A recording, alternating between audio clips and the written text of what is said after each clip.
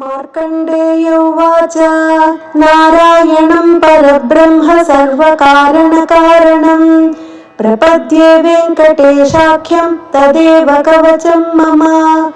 सहस्रशीर्षा पुरुषो वेङ्कटेशः शिरोवतु प्राणेशः प्राणनिलयः प्राणान् रक्षतु मे हरिः।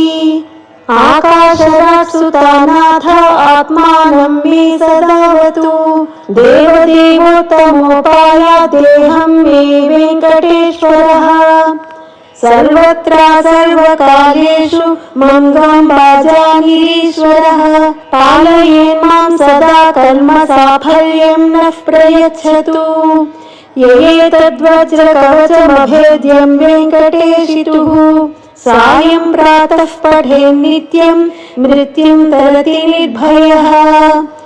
इति मार्कण्डेयकृतं श्रीवेङ्कटेश्वर वज्रकवचस्तोत्रं सम्पूर्णम्।